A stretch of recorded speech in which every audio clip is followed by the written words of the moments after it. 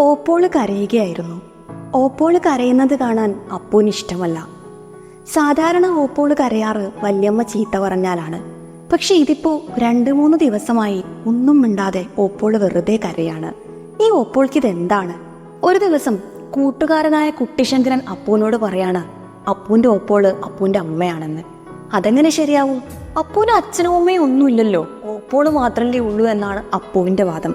പക്ഷേ അപ്പൂന്റെ ഓപ്പോള് അപ്പൂന്റെ അമ്മയാണ്. കല്യാണത്തിന് മുമ്പ് ഓപ്പോൾക്കുണ്ടായ കുട്ടിയാണ് അപ്പു എന്ന കാര്യം മറച്ചു വെച്ച് വല്യമ്മ ഓപ്പോളെ വയനാട്ടിലേക്ക് കല്യാണം കഴിച്ചയക്കാൻ തീരുമാനിക്കുകയാണ്. അതല്ലാതെ രക്ഷപ്പെടാൻ ആ കുടുംബത്തിന് വേറെ വഴിയൊന്നുമില്ലായിരുന്നു. പോകുന്നതിന് മുൻപ് ഒരു പ്രാവശ്യമെങ്കിലും തന്നെ ഒന്ന് അമ്മയെന്ന് വിളിക്കാമോ എന്ന് ഓപ്പോള് ചോദിക്കുമ്പോൾ അപ്പു തിരിച്ച് ചോദിക്കുകയാണ്, അതിന് അമ്മ എവിടെ ഓപ്പോളെന്ന്. അങ്ങനെ ആരുമില്ലാത്തൊരു അനാഥനെ പോലെ അപ്പൂനെ ആ വീട്ടിൽ തനിച്ചാക്കി ഓപ്പോള് പോവുകയാണ്.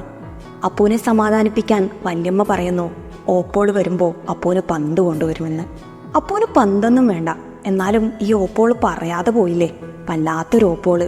ഈ ഓപ്പോൾക്ക് പ്രാന്താണ്. അപ്പൂവിന്റെ സങ്കടം വായനക്കാരന്റെ കണ്ണിലൂടെ കണ്ണീരായി ഒലിച്ചിറങ്ങുമ്പോൾ MT എന്ന പ്രതിഭാസത്തെ നമ്മൾ ഒരിക്കൽ കൂടി ശിരസാ നമിച്ചു പോവുകയാണ്. മനസ്സിനെ പിടിച്ചുലയ്ക്കുന്ന ആത്മനൊമ്പരങ്ങളായ 6 ചെറുകഥകളാണ് DC ബുക്സ് പ്രസിദ്ധീകരിച്ച MTയുടെ നിന്റെ ഓർമ്മയ്ക്ക്.